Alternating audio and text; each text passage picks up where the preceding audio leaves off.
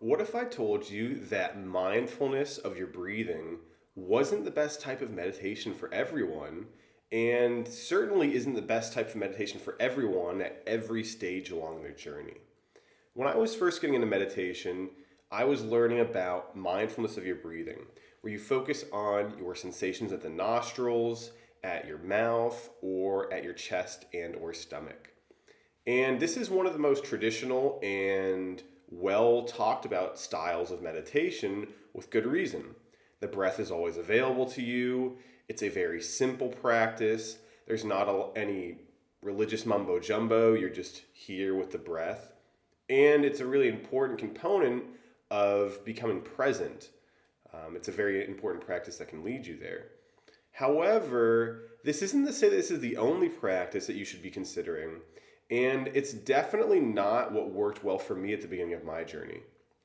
This is also a concern that you may want to think about if you, for example, have some trauma that may be stored in your body. Some people find that becoming very aware of their thoughts and emotions is pretty challenging if they don't have the tools to deal with that increased awareness.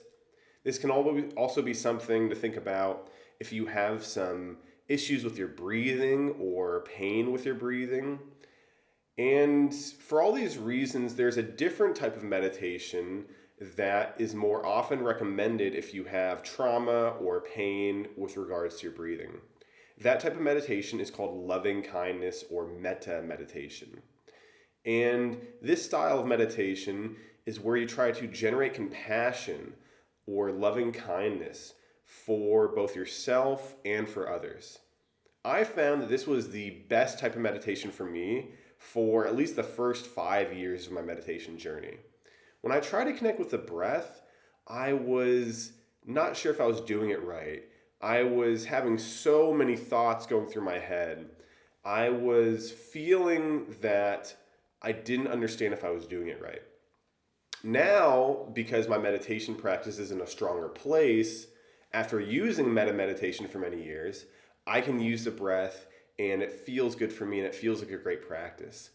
But that wasn't the case for the vast majority of my meditation career. And so, if you're trying to get in meditation, maybe you've experimented a few times and you're thinking, oh, this isn't for me, this doesn't feel right. I would encourage you to try some different styles, including loving kindness meditation, and see if they resonate better for you. So, Sharon Salzberg has a few great audiobooks that include guided meditations. There are free loving kindness meditations on this YouTube channel. And I found a fair amount of good ones just by searching loving kindness meditation into YouTube. However, there are a few other styles of meditation that you can try. For example, Henry Schuckman with the Waking Up app and also with his own app, The Way, has some really lovely guided meditations that do use the breath at times, but they're also grounded in the body, and they're a very gentle approach to mindfulness. I also really appreciate Kelly Boy's meditations on the Waking Up app and on YouTube. That's Boys for her last name. And with those videos, you're doing a body scan a lot of the time, and they're oriented towards deep rest and cultivation of recovery. They're called NSDR. They've been studied, referenced by Andrew Huberman, and I know that he uses this type of meditation. They're really, really good if you are dealing with some sort of issue that makes you fatigued, or if you're trying to get better sleep at night, or if you just want to have a more gentle approach to meditation. And another thing I want to mention is that you should just treat this practice and this journey as something that's for you, and it's a living practice that you can modify. You don't need to say, I have to do it exactly how this teacher says, because there's so many different teachers, and no one teacher has the entire path or the only path, right? That's not how it is. And so, for example, I've been meditating for years and years lying on my back. And all of the traditional approaches say you need to meditate sitting up, really upright with a cushion, and you need to focus on the breath. And I've been doing metta meditation on the floor in a lying down position for a long time, and it's worked so well for me. Because I find when I'm sitting, It's hard for me to sit that well. I get achy. I'm thinking about my posture the entire sit. I can do it in the chairs, but I find that when I'm lying on my back, I'm in a really good position for diaphragmatic breathing. My chest and my rib cage can expand really naturally, and it feels so much better for me. And if I fall asleep, I wake up feeling the most refreshed from that nap than I have from any nap, pound for pound. And so now I discovered that with Kelly Boyd's NSDR meditation, she actually recommends lying down. And so that was some validation after years of doing it my way. But you don't need that validation. You can do whatever works better for you.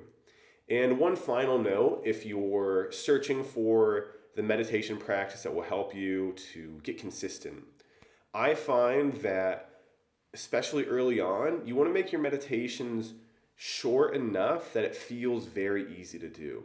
So this is the key to habit change. This is actually what I'm trying to do with these videos is make them really easy to shoot, no editing, let's just get them out there. Because when you're creating a new habit, what you have to fight against is resistance. Resistance of, oh, I don't want to do this. Resistance of, is this going to work anyways? Resistance of, what's the point? And when you make your inroads, your beachhead to that habit, really small and easy, I'm talking about on a scale of 1 to 10, with 1 being impossible and 10 being laughably easy, you want to go for that 8, 9, 10 range. Ideally, a 9 or 10 is a sweet spot. And so, what might that look like for you with your meditation practice? That might mean that instead of saying, I'm going to meditate for 10 minutes or even 5 minutes, what if you started with 2 minutes? What if you started with 30 seconds once a day? And the beauty is you don't have to stop at 30 seconds. If you go for a minute or two, you'll feel like, hey, I did more than I planned, because there's a lot of magic with your expectations, and overshooting your expectations feels great. So if you set them low, then you're going to be more easily able to overshoot them consistently. And you may think, oh, that's like a loser mindset, setting low expectations.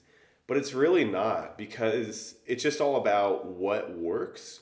And when you set low expectations for your daily effort, but you do say, I'm going to do this every day, it creates a cycle of building upon itself. It creates momentum, because instead of, okay, I did one day for 10 minutes, but then I didn't have 10 minutes, I felt like I needed to be able to get in the zone, and so I didn't meditate that day, and then I did 20 minutes the next day, but then I missed it for 3 days.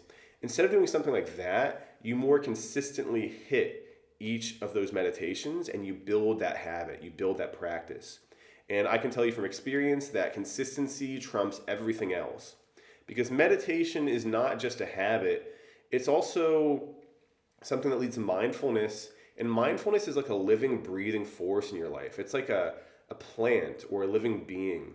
And the more love that you give it consistently, the more it's able to integrate with your life and help you live your life in a way that supports you and lets you support others with more grace and compassion. So I hope that's really useful for you. Please hit like, subscribe, leave a comment, and thank you for being here with me today.